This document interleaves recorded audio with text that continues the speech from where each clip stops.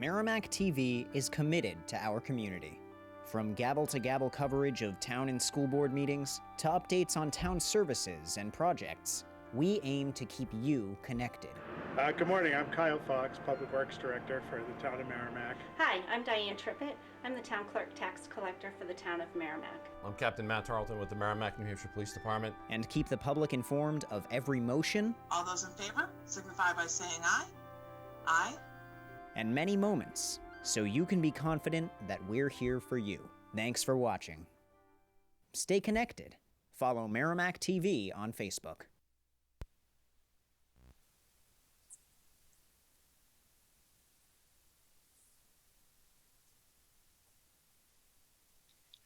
Good evening, ladies and gentlemen. Welcome to the April 28th Zoning Board of Adjustments meeting.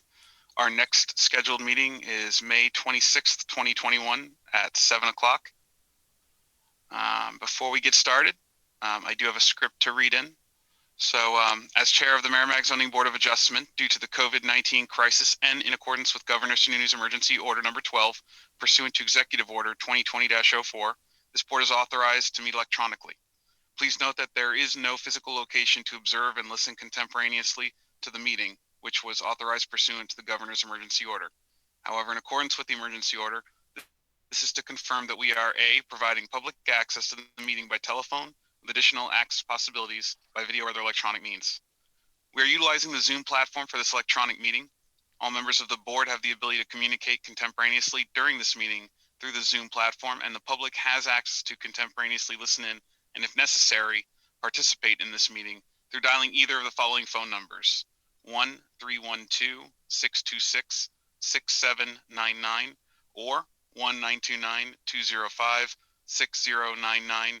Our meeting ID is 943-2315-4910. The meeting may also be viewed on Merrimack TV Channel 20 on Comcast or on Merrimack TV webpage, which is merrimacktv.com. When public comment is opened by the chair, press *9 on your phone to raise your hand in order to be recognized. Once called upon, press *6 to unmute yourself, your audio, and present your testimony. B, providing public notice of the necessary information for accessing the meeting. We previously gave notice to the public of how to access the meeting using Zoom, and instructions are provided in the meeting agenda posted on the Town of Merrimack's website at merrimacknh.gov/zoning-board. C, providing a mechanism for the public alert, a public to alert the public body during the meeting if there are problems with access. If anybody has a problem, please email TTHOMPSON T. Thompson at merrimacnh.gov. Adjourning the meeting if the public is unable to access this meeting. In the event the public is unable to access the meeting, we will adjourn the meeting and have it rescheduled at that time. Please note that all votes that are taken during this meeting shall be done by roll call. So we'll start by taking roll call attendance. Everyone will need to state their name and then who is in the room, if anyone, per the right to know law. So I'll go first. Rich Conescue, and there is no one in the room. Ben? Ben, you're muted. Sorry, Ben Niles, and there's no one else in the room. Okay, Rodney? Rod Buckley, in the room alone. Okay, Patrick? Patrick Dwyer, and there's no one else in the room. All right. So before we get started, agenda item number 4, Building Properties LLC, the appeal of administrative decision will actually not be heard tonight due to an error in the abutter notice. So for that reason, Tim, do we treat this like a continuance, or it just won't? No, you do not treat it like a continuance. Because the abutter notice was defective, we will have to re-notify all abutters for the when this is heard by the board, which will likely be in May. Okay. Just to briefly explain what happened, there was an attempt to contact the association in this case, which this site abuts the Society Hill development. The applicant notified the management company, who had indicated to him that they would notify the association. However, when they got the notice from the town, the association told the town, or the management company told the town that they weren't authorized to notify people, so they weren't going to be able to do it, which therefore means we could not move forward with this tonight, because those officers of the association were not notified properly in time. Okay. All right. So with that being said, we will be operating with a board of 4 tonight, which means in order for a motion to be carried forward, 3 of us will need to vote in favor of that motion. Should 2 vote in favor and 2 vote against, the motion will fail. With that being said, if the petitioners that we call up are going to want to continue to a subsequent hearing so that there's a full board, that's their prerogative. I just want to make sure that I make that clear to everybody. So the first petition, which is item number 3, is BM Investments LLC petitioner and George and Teresa Hadley owners, variance under section 3.02A of the zoning ordinance. We skipped something. I just realized we completely skipped the preamble. Rodney, do you happen to have the preamble? I do. All right, let's do that, and then I'll jump into the first petitioner. My apologies. Zoning Board of Adjustment preamble statement is, good evening to all those in attendance and watching at home. For the benefit of those who have not previously attended a zoning board hearing, the procedure is as follows. The petitions will be heard in the order they appear on the agenda. However, the chair may change the order at his discretion. The board will treat all petitioners, their representatives, abutters, and other interested parties fairly and with respect. The petitioner will be asked to give an overview of their petition and read through their responses to criteria applicable to their case, allowing for the board to ask questions after each item. State law and local ordinances establish the criteria that must be met in order for the board to grant approval to a petition, and it is the petitioner's responsibility to demonstrate that they have met each criterion. Following the presentation, the chair will open the floor for public comment, either in response to the request. If necessary, an opportunity for rebuttal will be offered to the petitioner and public.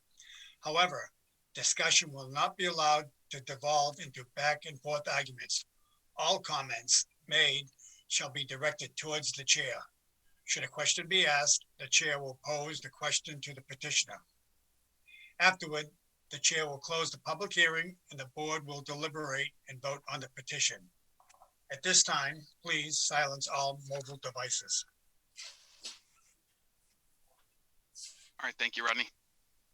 All right, so I will go back to BM Investments LLC petitioner and George and Teresa Hadley owners, looking to request a variance under section 3.02A of the zoning ordinance to permit a 3-lot subdivision, with 1 lot having 84,870 square feet of contiguous non-wetland areas, whereas 100,000 square feet is required. The parcel is located at 119 Bean Road in the R1 residential by map, aquifer conservation and flood hazard conservation districts, tax map 6C lot 141, case ZBA 2021-06. And who will be speaking on this petition? Good evening, Mr. Chairman. Matt Peterson with Keach Nordstrom Associates here representing the proposed variance in front of the board tonight. Okay, will anyone else be speaking with you on this petition? With me tonight is Tucker McCarthy. He's the owner, the applicant of the property, and his representative attorney is Tom Quinn up in the corner. If they have some comments or need any questions from you guys, they'll answer it from that side. Okay. In that case, could the 3 of you unmute and raise your right hand? And do you swear to tell the truth, the whole truth, and nothing but the truth? I do. I do. All right, thank you. In that case, Tim? I believe Lynn Christensen just arrived, so you may want to include her in the role and get her location and anybody in the room with her, so we have a full board. Oh, excellent. Lynn, I you am present? here. Excellent. In my house, all by my lonesome. Thank you so much. It's nice to have a full board. All right, Mr. Peterson, please continue. All right, I'm going to share my screen here. So as outlined in the staff report, this parcel is located at 119 Bean Road and is lot 6C-141, located in the Aquifer and Floodplain Hazard Districts. It's been owned by longtime Merrimack residents, George and Teresa Hadley. The Hadley's house is in the middle of the property here, and then that's 115 Bean, and then our property is 119 Bean that wraps all the way around the property. As we kind of take a look down the streets, this here's the Hadley's house. We are looking towards the east. Corner of the Hadley's house looking now towards the west. This will be coming down towards where the property that we're looking to on the left side here. This is Westcott Drive to our right. Again, looking back, this is Westcott to the left now of the property here. Westcott is further down our property now. We're getting to about where we'd like to propose our driveway curb cut. And then just looking back down the road, some of the neighbors in the houses there, our property line ends down in this left-hand corner that's here.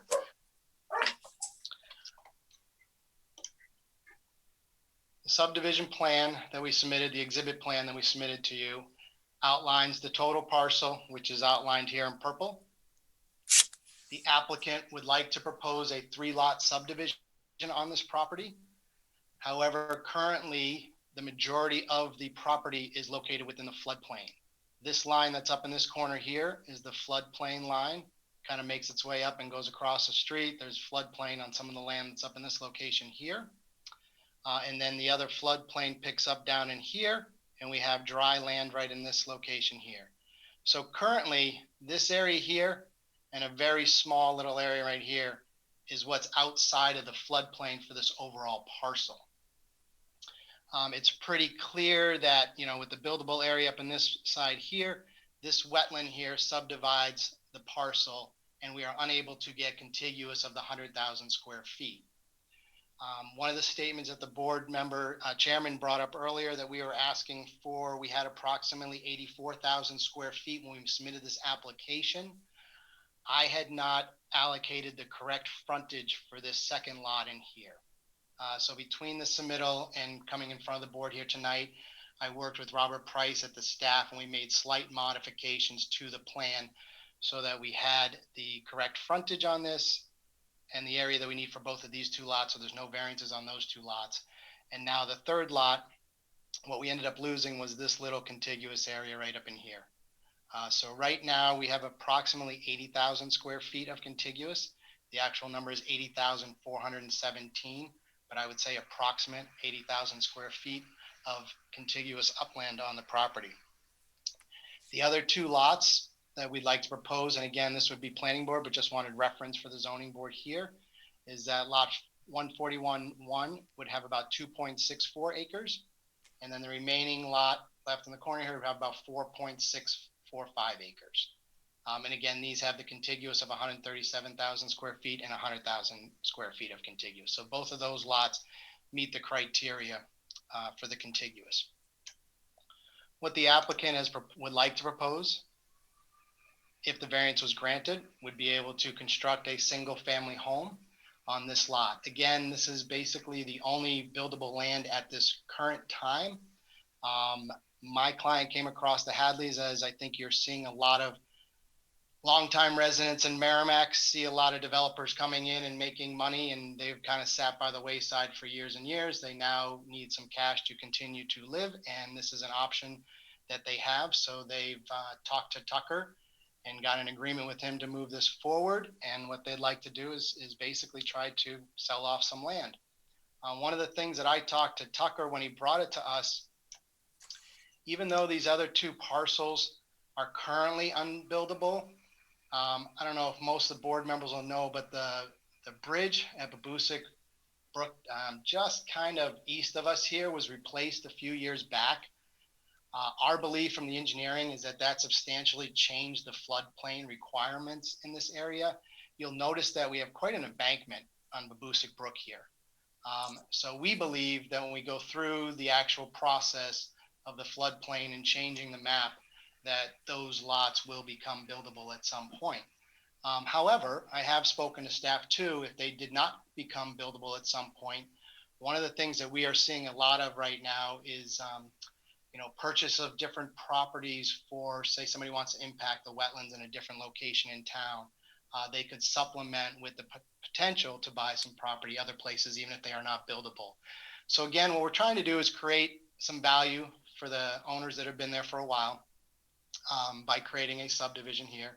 And currently what we'd like to do is try to subdivide this out and create a house at this location.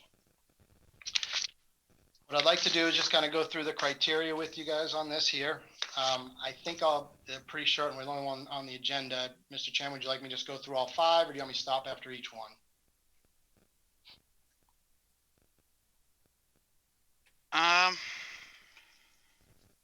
You know what? I think we can just go through all 5. Okay. So number 1, the variance would not be contrary to public interest because the applicant is seeking relief from the required contiguous area, which we believe is to ensure that there is adequate area on site to properly locate a residential home and septic, which again, based on the second exhibit here, we do have land. We showed a septic up in this location here and we showed the house and the driveway. So we have adequate land to be able to do that. Not create disjointed pockets of buildable area on site. Again, we're not piecing together 20,000 square feet here, 30,000 here. We have 80,000 square feet of contiguous. In most towns, that's more than enough acreage to meet their town requirements. And the third thing is create consistent lot size throughout the residential zone. Again, this lot is going to be 100,000 square feet, just like the ones next to it will be 137. So I believe that we've created very consistent lots in the area. And as that, we believe that this lot configuration in front of the board tonight meets all the requirements, and as such, we feel is not contrary to the public interest. Second, the spirit of the ordinance is observed. Again, based on the applicant's request for relief from the required contiguous area and the applicant's belief that the spirit of the ordinance is to ensure adequate land for development, not create disjointed pockets of buildable area, and create consistent lot sizing throughout the zone. Again, we feel that this configuration in front of the board meets all those requirements as we've shown and as we've submitted to you guys here tonight. I do actually have one quick question for you though. Yep. So if only one of these 3 lots is buildable, why subdivide in 3 and not subdivide in 2? Because as I was stating earlier in the application there, we do believe that those 2 lots will be able to be created once we go through the floodplain modification. Typically can cost anywhere from about $5,000 to $20,000. We have to do studies of Babusick Brook here, cross sections as we go down. So number 1, we feel that the studies will yield those 2 lots as buildable once we go through that. However, the second thing is it also gives them 2 non-buildable lots that can be sold off to different entities in town if needed to be to meet certain requirements, things like conservation easements and stuff like that. So, all these are what I was going to say, what Matt is saying, if they do remain unbuildable, is that a potential developer elsewhere in town could use these as wetland mitigation should they need to impact wetlands for their particular project. A lot of times, the Hampshire DES will require protection of other areas of equal amount of wetland as mitigation for a wetland permit elsewhere. And by cutting it up, one of the things it does, Mr. Chairman, is that I think we all know that house lots in the town of Merrimack right now are probably close to $165 to plus. A non-buildable lot wouldn't be that. So, they might get, say, $50,000 for a non-buildable to mitigate like wetlands. So this would allow them to recoup some of that land that they have behind their property and still get some value for it. So that's why we thought this made sense going forward. Okay. Number 3, substantial justice would be done. Substantial justice would be done as it would allow for 2 things to occur. 1, the owner would be allowed to subdivide the current only buildable area, which we said the only buildable area is here. It's cut off by this wetland here. So adding more land over here doesn't add any more contiguous to it. So there's no advantage to moving the lot line in this direction. It would still need the variance because there's just not that amount of land on that side of the wetland. And 2, it would allow the owners to hold on the remaining land, which at a future date has the possibility to be developed as residential lots via some engineering or be converted, as we talked about previously, to mitigate some wetland impacts other places in town. Number 4, the values of surrounding properties are not being diminished. The proposed reduction in contiguous but still total area of 100,000 would not have any impact on surrounding values based on the total areas over 100,000 square feet. And along the lines that I've been doing this about 25 years, I haven't really valued any piece of property based on its contiguous. We obviously base it on the house, what the house's shape it's in, the amount of land that you may have with it, your location in town. And with that, we have a letter that I want to submit for the record. Just read it in here. That is from Realtor Bean Group. On reviewing the proposed plan to subdivide the property at 119 Bean Road, New Hampshire, is my opinion that lot of 80,000 square feet of contiguous dry or 100,000 square feet is required would not diminish the surrounding property values. Properties are mainly valued on style, condition, finish, square footage of home, number of bedrooms and bathrooms, and overall lot size. Normally, dry area is not factored into evaluation of property. Having a new home built in this location, in my opinion, would likely only help to raise values of the properties in the immediate vicinity. Please don't hesitate to contact me if you have any further questions regarding this matter. 603-566-8943. Best regards, Betsy. And then lastly, little enforcement of the provision of the ordinance will result in unnecessary hardship. Owning to the following special conditions of property that distinguish it from the other property in the area. Again, no fair and substantial relationship exists between the general purpose of the ordinance provisions and the specific application of that provision to the property. The relation that exists between the property and the ordinance is that the literal enforcement of the provision of the ordinance of 100,000 square feet of contiguous, where the applicant's lot is approximately 80,000 square feet of contiguous on the west side of the wetlands. Again, we could make this lot, add both these lots together, and the lot could be 200,000 square feet, but it still would not have the contiguous because of the wetland that's splitting it. And this is where we can put the house currently today. With the existing wetlands, it would not allow the owner to subdivide this lot out of the current parcel. And based on that and the residential layout submitted this applicant, there's no fair and substantial relationship that the applicant sees would exist between the general purpose of the ordinance revision and the specific application of the provision to the property by granting the variance. The double I, the proposed use is a reasonable one. Again, residential use isn't allowed, which we believe makes this a reasonable use. So that's kind of everything in a nutshell. More than happy to answer any questions or comments that the board has. Thank you. Thank you so much. Does anyone on the board have any questions?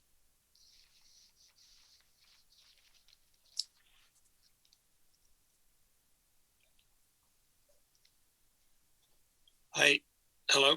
Yep.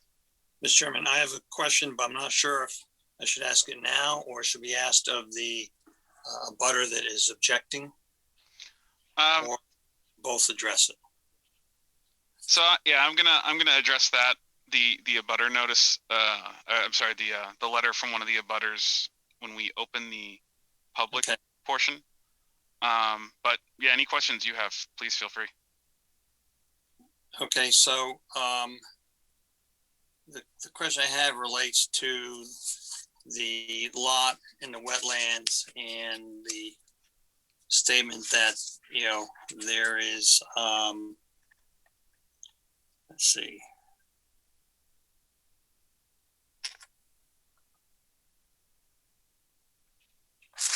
Give me a sec here.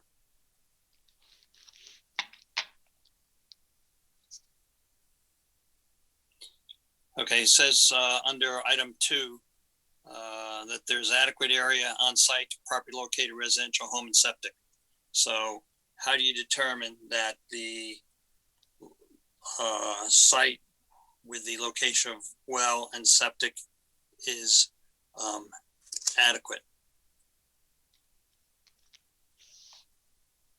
You asking, would you like me to answer that, Mr. Chairman? So yes. I have a septic designer in office here. So I had him lay out where the septic location would go and put my house on here and driveway and stuff like that. So on staff, we have people that get our permits on a daily basis from that standpoint. If the zoning board felt more comfortable that a condition was they had to get state approval of a septic, that's not an issue to put on this because we've already gone through the process and we know that we can get it. So. That would also be part of the planning board subdivision approval process, which would be redundant and not necessary as a condition. Sure. Okay, thank you. All right. Any other questions from the board before I open up the public portion?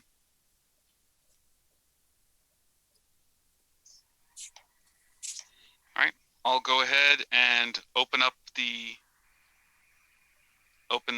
meeting up to the public. So if anyone is looking to speak either in favor or against, please dial *9. We'll dial in and dial *9 to indicate to us that you're looking to either speak in favor or against this particular petition.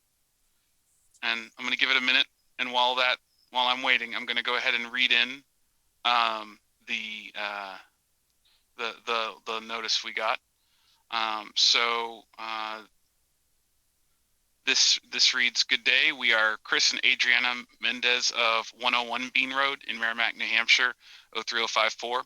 It is our understanding that one lot, 141-2, not meeting the minimum requirements of the zoning ordinance, will be located next to our property. Your letter dated April 22nd states that BM Investments LLC petitioner and George and Teresa Hadley owners are seeking a variance under section 3.02A of the zoning ordinance to permit a 3-lot subdivision, with one lot having only 84,870 square feet of contiguous non-wetland area, whereas the requirements call for 100,000 square feet, which brings us to our comments and concerns.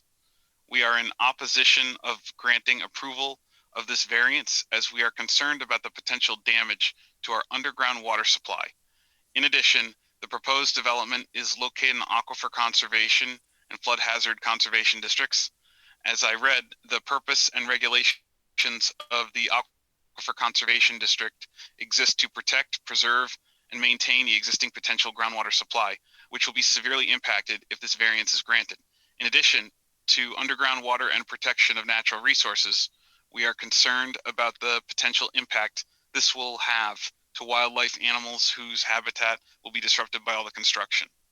We are asking that the town of Merrimack to exercise due diligence and also consider the possible contamination of the water source, potential hardship, and long-term effects. Another concern is ensuring that the project is completed as planned and that this won't be just another project started and finished differently to what it was planned and proposed as it affects our property values. Thank you for your consideration. Respectfully submitted, Chris and Adriana Mendez. Is that something that you'd like to address? Yes, I would, please. Okay. Just so all board members can understand the site a little bit better here. So what I outlined earlier was that this is the floodplain here and this is the buildable area that we have for the lot. If this variance was denied tonight, I would combine lot 141-1 and 141-2 and then pull my building permit tomorrow on a building up in this corner here. And my contiguous would be on this side of the wetland, which would be completely, doesn't make any sense. And I would still have a house on this lot over here.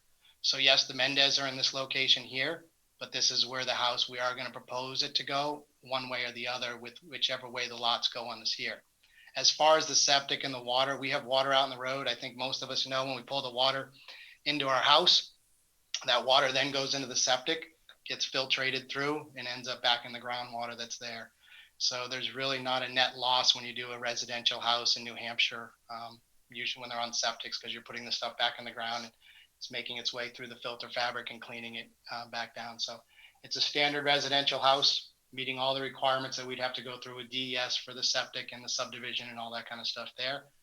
But this is, again, I'm really trying to work with the existing homeowners that have been here forever and get them something of value, leave them something of value on the back half of this. And while, to me, again, this lot is 101,000 square feet, substantial in size in the location. I don't have an overview, I don't think. So this is their house, I would say, right here. And we're talking a house, right in about this location here. So very similar to the homes. I mean, their house is probably closer to their neighbor here than it would be to our new house, but very similar to what's going to go down the street. I understand people don't like new homes in the areas, but again, we're 100,000 square feet with the required frontage down the road. We believe that this project meets the requirements for the variance that we're requesting. Thank you. So just to clarify, even if this variance were to not pass tonight, the house would still be able to be built there. Yes. Okay. Yes, the existing lot would be able to be built, draw a building permit tomorrow if they wanted to. Okay. That was my understanding too. I just wanted to clarify that. All right. Again, anyone that's looking to speak either in favor or against, please dial *9. All right. I do have one person called in. If you can please dial *6 and then just state your name and address for our records. Hello, my name is Christopher Mendes. My wife and I, Adriana Mendes, are the abutters here whose letter you just read. And our concern is, as we stated, that disruption to the aquifer. I know the town of Merrimack has had some issues with water rationing and odd even watering days and so forth. And if there's any disturbance in that, that could affect future water supply throughout the town.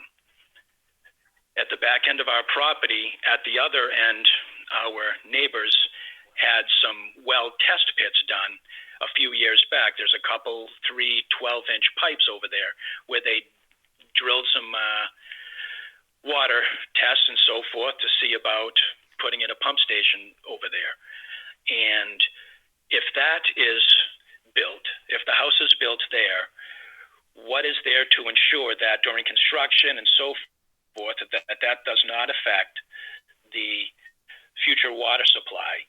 Okay, and if you could get a permit tomorrow to build in front of there, why wouldn't you do that instead of going through this? And a variance of 100,000 feet minimum, and you only have 85,000, that's a substantial difference in size to approve something like this. If it was a couple thousand feet, I could understand that, but 15,000 square feet is substantial. So my question again is, what guarantees do we have that there won't be any disturbance to the aquifer? Has the DES or another private entity that does water testing and so forth, have they done an analysis of the problems and issues that could occur going forward? And why go through this when you can already have a house built without going through the variance process? Sure. So first of all, Mr. Mendez, I obviously can't see you since you're on the phone, but if you could raise your right hand and do you swear to tell the truth, the whole truth, and nothing but the truth? That I do, yes. All right. So thank you for that. And I'm going to try to explain this as best I can. As far as the variance is concerned, we're not looking at a variance for building a house. So to your point, the reason why we're doing this has absolutely nothing to do with the house they're looking to build. It has to do with how they subdivide the land. So when they demonstrated the maps to us, they were showing us that the buildable portion of that land was substantially smaller than that 84,000 square feet. So the reality is that whether it's 84,000 or whether it's 100,000, it's still not the amount of land that's buildable anyway. So it's almost moot at that point, because if it were buildable land, then obviously they could move the house to another portion of that property and possibly change, the buffers, but they can't because they have such a small amount of land that they actually can build on within that property. The second thing, a lot of your questions are planning board related questions. And as soon as this is, well, actually, whether it's approved or denied, they're going to have to go through the planning board for that process anyway. So what I would suggest is that those are good questions. Definitely bring them to the planning board after, because that's not something that we could necessarily answer. Right now, what we're focused on is whether or not it makes sense to subdivide in the way that they've presented the subdividing. So that's really what, so I guess if you have questions related to how they're subdividing, I think that would be certainly something we could discuss, but a lot of those other questions are really something you'd want to bring to the planning board. Just for purposes, if Mr. Mendez wants to reply, he's going to need to hit *6 again. I did mute him because there was some feedback coming back from his audio. Oh, okay. So I do apologize, Mr. Mendez. You will want to hit *6 again. Okay, I just did. Okay. No, I just want to look over my notes here, but if I do have any future questions before this meeting is adjourned, I'd like to jump back on and request more time. Sure. After we close the public portion, though, however, we will vote on this variance. But again, like I said, regardless of the direction that this variance goes, there will definitely be a time to go to the planning board with those questions, because those are things that they would discuss there. Just again, for Mr. Mendez's purposes, once you do close the public portion of this meeting and start deliberations, there is not another opportunity for the public to weigh in tonight. So if you do have something, now is the time. Okay, so if you guys make a decision tonight, that's basically it, and we just have to go and consult with the planning board to readjust, or it's basically a done deal and it's just semantics. And well, the things that you're concerned about are going to get addressed at the planning board, even if we deny this variance, because they're still going to build the house. So they're still going to have to go through the planning board. So even if we deny the variance, well, I'm sorry. Only if they subdivide. If they just leave the lot as it is today, it's just go get a building permit. The planning board has no involvement whatsoever. Oh, really? Okay, Yes. so this only I did not realize that. Okay, so if we do grant this variance, you'll have an opportunity to speak at the planning board. If we do deny this variance, there will be no opportunity to speak after this. And okay, thank you. To build. Absolutely. All right. Thank you for that. And if you could just, is it *6 again to mute, or do you have that, Tim? All right, thank you. I took care of it. Okay, thanks. I don't see any other callers with hands raised, so I'm going to go ahead and close the public portion of the meeting right now. Any questions, comments, or motion from the board?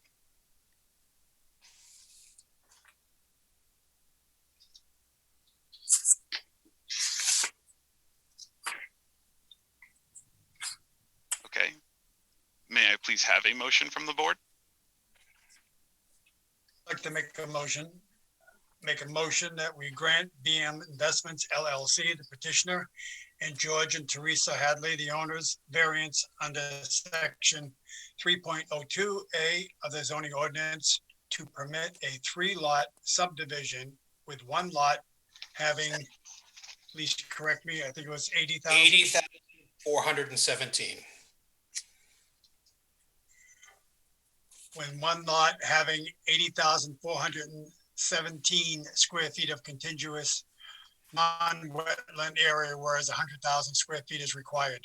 The parcel is located at 119 Bean Road in the R1 residential by map, aquifer conservation and flood hazard conservation districts, tax map 6C, lot 141, case number ZBA 2021-06.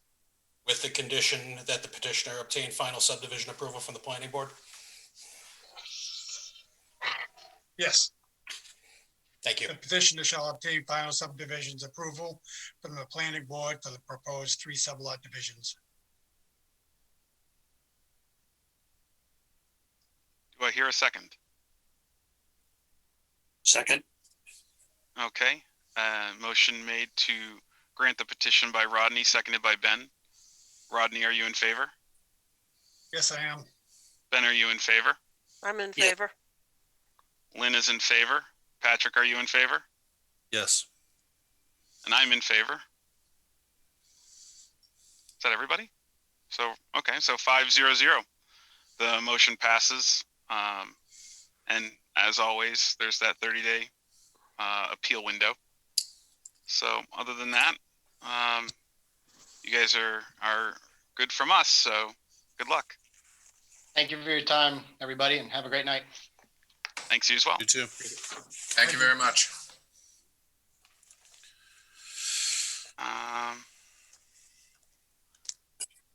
Actually, I did have another for us for item number 5, discussion of possible action regarding other items of concern. That was going to be my question. It's already noted here. Discussion regarding resuming in-person meetings. Mr. Chairman, members of the board, there has been push from the management level of the town staff as well as the town council for boards and committees, should they feel comfortable to resume in-person meetings. The planning board at their meeting on April 20th made their determination that they will hold one final remote meeting on May 4th, and then they're going to resume in-person meetings on May 18th. So the question I have for the board is simply, if you are ready and comfortable, we would take that direction and move back to in-person meetings for the May meeting. We have to wear masks at the meeting. You will need to be, there is a setup in the room where everybody should be able to be spaced 6 feet apart. If you've watched any of the town council meetings, they've been meeting in person for a number of months already. Generally speaking, it's highly recommended that you're wearing masks when you're not speaking. However, you can take the mask off when you are speaking into the microphones. Okay. Even if you have the vaccinations? Even with the vaccinations, the recommendation from CDC is still for indoor to wear masks whenever possible. The reason why I had been holding off, particularly with the planning board, was I had and have members that have pre-existing conditions and health concerns. For those that don't know, planning board member Alistair Milnes passed away a week ago Friday, and he had been battling cancer for a long time, and he was physically unable to come into the building for meetings for many months. So he was primarily the reason why I had been maintaining the remote meeting schedule with the land use boards during that time. Like I said, the planning board did make their vote last week, and they'll be starting back on May 18th in person. All right. But so all I need is just a consensus of the board, one way or the other. I mean, my personal opinion, I wear masks because they're mandated, and I do understand that. I hate wearing them though. I mean, I wear them for the safety of myself and for the people around me. I do recognize that I'm not an anti-masker or anything like that, but sitting in a board meeting for, with some of these things go 3-4 hours wearing a mask, that's a long time to just be sitting there wearing a mask, breathing through, Yeah. Like I said, I know it's recommended. I don't believe during the meetings where we have the spacing, I just pick up one of the council meetings on YouTube. I'm pretty sure that not all the councilors are wearing masks when they're not speaking. I think, especially the chairman, I know he doesn't wear the mask the entire meeting. You're correct, Tim. Yeah. I mean, I think getting back to an in-person is important. I think that I think people have, I don't know, maybe people have been hesitant to come forward with zoning changes or things because of the virtual. I don't know if we had issues. I know initially I found the opposite to be true, actually. Oh, really? I found Okay. we're getting more participation because we're virtual than we've ever gotten in-person meetings. Interesting. It's been easier for people to pick up the phone and dial in than it is to come to the town. It's 6 and 1, half dozen the other. Just curious though, Tim, with that being said, would they consider a format in which people could call in if there were live meetings? I don't believe we have the ability to do a hybrid meeting currently. Oh, okay. I know there's the ability to have, Yeah, I know there's the ability to have overflow public in the Matthew Thornton room, and the memorial room when the meeting takes place in the Matthew Thornton room, but I don't believe there's a call-in option except for board members under the right to know law. There's the ability for a board member to call in, but I don't believe there's an authorization under the current law that allows for public to call in. And I also fully expect that in the coming months, either the legislature or the governor is going to rescind the emergency order that allows for remote meetings anyway. So we'd be going back in person because of that. I personally, I mean, I'm up for going back in person. I wouldn't mind that. Yep. That's my 2 cents. I'm in favor of going back with hopes that the masks will be dropped also. I'm okay either way. I'm okay going back. I really would like to definitely be in a room that's not my basement. Just saying. So yeah, All right. I'm in favor of going back. We will make sure that the next meeting is noticed for the Matthew Thornton room. Sounds good. So Thank that you. would be end of May. That would be the May meeting, which I believe is 26th. the 26th, correct? Excellent. Outstanding. I do have a question. So, how are we conducting the meeting? Are we taking temperatures of people walking into the room? They don't believe the council has been doing that. There are sections of the Matthew Thornton room that are blocked off from seating so that there's mandatory spacing in the setup that they have currently in the building. Okay. And if one of the board members becomes symptomatic, Contact What happens? tracing. We have the ability to do contact tracing based on the sign-in sheets for everybody who attends the meeting. oh, what I was actually more referring to is, let's say somebody on the board starts developing loss of taste and smell, for example, hours before the meeting. If it's virtual, it's not really that big of a deal. Correct. But if it's not virtual, is there any enforcement of making sure that they are not present? Nothing that we can physically do, but we certainly encourage any member who is feeling symptomatic not to attend a meeting and to notify staff and the chair. Okay. Common sense. It's in this day and age, I don't really even know that I would consider that common sense. Honestly, there are so many people out there that believe what they want to believe that it makes it really hard. So anyway, yes, I'm in favor. I just wasn't sure if we had any specific policy for making sure people are sick, stay home. If there is anything, I will find it and pass it along to all of you. Okay. Any other topics of discussion for the evening? Nothing I had from my annual meeting with you guys. No, it's good to see you. And you picked a short one this time, because usually That's rare. when I see you, Tim, I'm like, oh, this is going to be a 4-hour meeting. So Yeah. it was nice to have you for a short one. Likewise, it's even nicer that I'm sitting at home and I don't have to drive home either. All right. Approval of minutes. I motion to approve the minutes as I've got a written. correction. Oh, okay, never mind. The introduction, line 6, the board members present, not that I've got an ego or anything, but it says alternates, Ben Niles and Rod Buckley. I believe we're both permanent. I will make that change. Okay, like I said, my ego doesn't care, but I figure for the record, we should correct it. Thank you.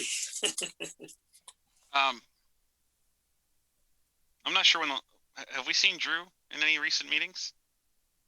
She was here, she covered for me in January when I had to excuse myself. Oh, okay. Or was it February? I think it was January. It was either January or February, from what I recall. Yeah, she covered for me when I had to excuse myself. So when we go to in-person, will she be present? She'll be notified that we're going to in-person. Okay. And do we have any? Sorry. I was gonna say, I'm less worried about getting quorums with this board than I am with the planning board right now. Because I'm down 2 regular members and 2 alternates on the planning board right now. Ouch. I'm working on that, Tim. I appreciate it, Lynn. So we have 2 alternate positions open currently. Currently, there are 2 alternate positions open. That's correct. Any news in that area? If I had any, I would. I have a couple of potentials. Okay. That would be excellent. One of the things I tend to do after the April election is look to see if the people who lose the election are interested in a land use board position. However, with the case that we have right now, the gentleman who lost the town council election may end up on the council anyway because of Councilor Boyd's resignation after winning the state representative seat, which becomes effective at the end of the week. But if he doesn't, he's agreed to go on the planning board. I have heard that. I haven't seen the paperwork yet. And you can only have one representative from planning and ZBA. Correct. All right.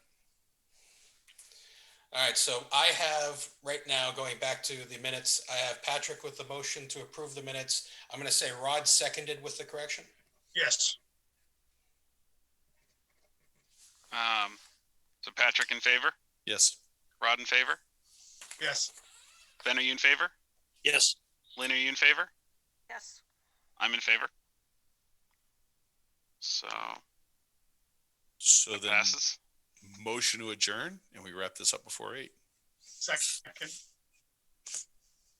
All right, so I'll take a yes from Patrick and Rodney. Ben, are you a yes? Yes. Lynn, are you a yes? Yes. I don't know why I'm still doing this. All right, I don't good. I will see you guys in a month. In Have a great person, one, no guys. more roll calls. Absolutely. And Thank you. one more. Take it easy. Have a great good one, day. guys. All Thanks. right, take care. Bye. Take care, everyone.